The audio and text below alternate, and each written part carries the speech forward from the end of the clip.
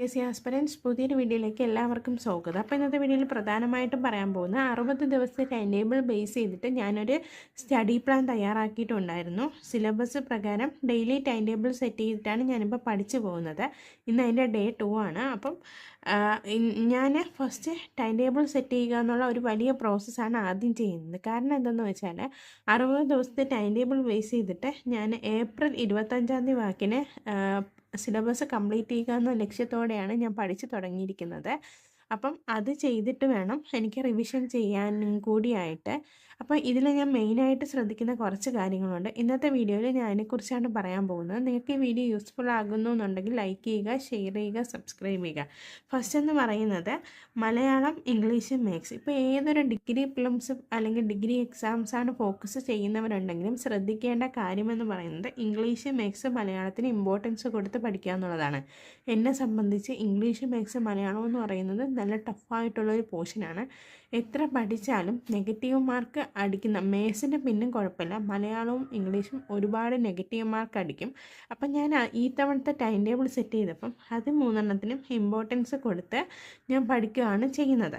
അതിന് ഞാൻ സിലബസിൽ ഈ ഒരു ഇത് മാത്രമേ എഴുതിയിട്ടുള്ളൂ. കാരണം എന്താണെന്ന് വെച്ചാൽ ഞാൻ അതിൻ്റെ PYQ സെറ്റ് ചെയ്തിട്ടാണ് പഠിക്കാൻ തീരുമാനിച്ചിട്ടുള്ളത്. ഞാൻ നോട്ട് കാണിക്കാം.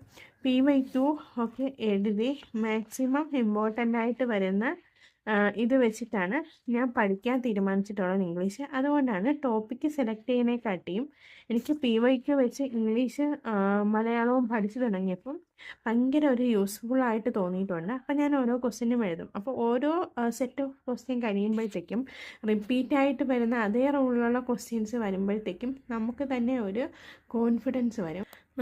ഒരു കോൺഫിഡൻസ് വരും. അങ്ങനെയാണ് ഞാൻ ഈ ഒരു ഇംഗ്ലീഷ്, മാത്സ്, മലയാളം ഇപ്പം ചെയ്യുന്നത്. അതുപോലെ തന്നെ മലയാളവും ഞാൻ അങ്ങനെ തന്നെയാണ് സെറ്റ് ചെയ്ത് പഠിക്കുന്നത്. അപ്പം നമ്മൾ ഓരോന്നും ഇങ്ങനെ എഴുതി പഠിക്കുമ്പം റിപ്പീറ്റഡ് ക്വസ്റ്റ്യൻസ് ആയിരിക്കും ഏറ്റവും കൂടുതൽ ഇംഗ്ലീഷിലും മലയാളത്തിലും വരുന്നത്. ഇംഗ്ലീഷിലെന്ന് വെച്ചാൽ അതേ റൂൾ ഫോളോ ചെയ്യുന്ന ക്വസ്റ്റ്യൻസ് വരും. മലയാളത്തിലും അതുപോലെ തന്നെ പദശുദ്ധി, വാക്യശുദ്ധി അതുപോലുള്ള ക്വസ്റ്റ്യൻസ് ഇത് റിപ്പീറ്റഡ് ആയിട്ട് വരാറുണ്ട്. സോ അതുകൊണ്ട് ഞാൻ ഇങ്ങനെ എഴുതിയാണ് പഠിക്കുന്നത് പ്രധാനമായിട്ടും. മാത്സും അതുപോലെ തന്നെ PYQവിനാണ് ഞാൻ ഫോക്കസ് ചെയ്യുന്നത് കൂടുതലും. പിന്നെ പറയുന്നത് കറണ്ട് അഫേഴ്സിന് നമ്മൾ ഇമ്പോർട്ടൻസ് കൊടുത്ത് തന്നെ പഠിക്കണം. കാരണം ഞാൻ ഡെയിലി കറണ്ട് അഫേഴ്സ് ഞാൻ ടൈം ടേബിളിൽ സെറ്റ് ചെയ്തിട്ടില്ല. കാരണം ഡെയിലി കറണ്ട് അഫേഴ്സ് ഞാൻ നോക്കി പോകുന്നൊരു വ്യക്തിയാണ്. ഞാൻ അതിന് യൂസ് ചെയ്യുന്നത് ടെലഗ്രാം ചാനലാണ് ഏറ്റവും കൂടുതലും. പത്രവാർത്തകൾ എന്ന് പറയുന്നത് ടെലഗ്രാം ചാനലിൽ പത്ര കട്ടിങ്സ് പോലെ ഡെയിലി കറണ്ട് അഫേഴ്സ് ഇങ്ങനെ വരും. അത് നമുക്ക് കുറച്ചും കൂടി ഒന്ന് യൂസ്ഫുൾ ആകുമെന്ന് തോന്നുന്നുണ്ട്. അത് ഞാൻ ഡെയിലി ഫസ്റ്റ് തന്നെ അത് നോക്കിയിട്ടാണ് പഠനം സ്റ്റാർട്ട് ചെയ്യുന്നത്. അതുകൊണ്ട് ഞാൻ കറണ്ട് അഫേഴ്സ് ഇതിൽ ഉൾപ്പെടുത്തിയിട്ടില്ല. ഞാൻ ഒരുപാട് തവണ ആലോചിച്ചിട്ടാണ്. കറണ്ട് അഫേഴ്സ് ഡെയിലി പഠിക്കാനുള്ള സാധനമാണ്. അത് നമ്മൾ ഇതിനകത്തോട്ട് ഇങ്ങനെ ആഡ് ചെയ്ത് അതിൻ്റെ ആവശ്യമുണ്ടെന്ന് എനിക്ക് തോന്നിയിട്ടില്ല. കാരണം ഫസ്റ്റ് നമ്മൾ ഞാൻ എല്ലാ ദിവസവും തുടങ്ങുമ്പോൾ തന്നെ കറണ്ട് അഫേഴ്സ് ജസ്റ്റ് അത് നോക്കി വെച്ച് എഴുതാനുള്ളത് എഴുതി വെച്ചിട്ടാണ് ഞാൻ ഇത് സെറ്റ് ചെയ്യുന്നത്.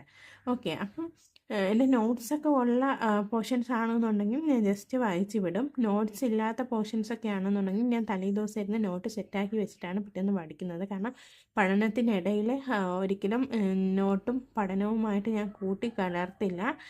നമുക്ക് ഒരുപാട് ടൈം വേസ്റ്റ് ആവുന്ന പോലെ എനിക്ക് തോന്നിയിട്ടുണ്ട്. ആ പഠിക്കുന്ന ഒരു 2 മണിക്കൂറായാലും 3 മണിക്കൂറായാലും നമ്മൾ എന്ത് ചെയ്യണം, ആ ഒരു കോൺഫിഡൻറ്റോട് കൂടി ആ ഒരു കോൺസെൻട്രേഷൻ ചെയ്ത് ആ ഒരു ഏരിയയിൽ ഫോക്കസ് ചെയ്ത് പഠിക്കാൻ ശ്രമിക്കുക. അതൊരു അരമണിക്കൂറാണെങ്കിൽ പോലും. പിന്നെ ഇടയ്ക്കിടയ്ക്ക് ഞാൻ ജസ്റ്റ് ബ്രേക്കൊക്കെ എടുക്കുന്നുണ്ട്.